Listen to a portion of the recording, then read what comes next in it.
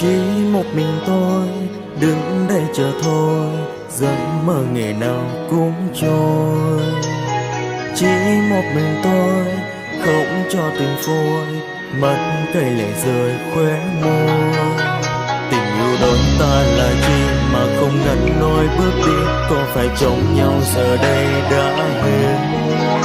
Tình yêu ta nay còn đâu, chỉ còn vết thương quá sâu, có phải yêu thương giờ đây cũng chết. Người nói yêu thương tôi nhiều nhưng sao, người ra đi chẳng một câu và chẳng tiếng thương gì.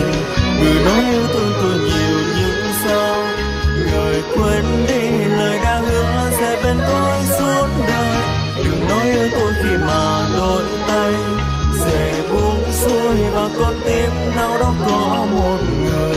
Đừng nói yêu tôi chẳng tin đâu, vì lời yêu thương mà người trao chỉ là mây giữa trời, gió đến và cuốn đi.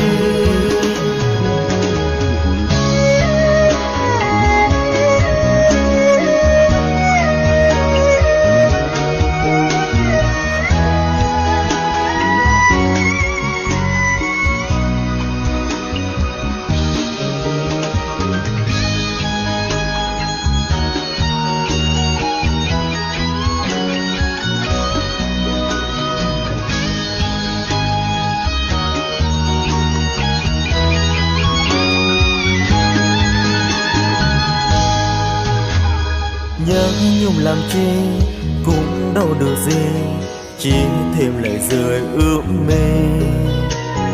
Nói đi là đi chẳng câu biệt ly, có đâu nào thương tiếc chi. Tình yêu trong tôi còn đây, người thì quên trong phút giây, tôi làm sao quên được mau đến thế. Tình yêu quá bao khổ đau, người chẳng nhớ đến nơi sau, hay là bên anh người cũng vẫn thế. Người nói yêu thương tôi nhiều nhưng sao, người ra đi chẳng một câu và chẳng tiếng thương gì. Người nói yêu thương tôi nhiều nhưng sao, người quên đi lời đã hứa sẽ bên tôi suốt đời. Đừng nói yêu tôi khi mà đôi tay sẽ buông xuôi và con tim nào đó có một người. Đừng nói yêu tôi chẳng tin đâu, vì lời yêu thương mà người trao chỉ là mây giữa trời, gió đến và cuốn đi. Người nói yêu thương tôi nhiều nhưng sao, người ra đi chẳng một câu và chẳng tiếng thương gì. Người nói yêu thương tôi nhiều nhưng sao, người quên đi lời đã hứa sẽ bên tôi suốt đời. Đừng nói yêu tôi khi mà đôi tay sẽ buông xuôi và con tim nào đó có một người. Đừng nói yêu tôi chẳng tin đâu, vì lời yêu thương mà người trao chỉ là mây giữa trời, gió đến và cuốn đi.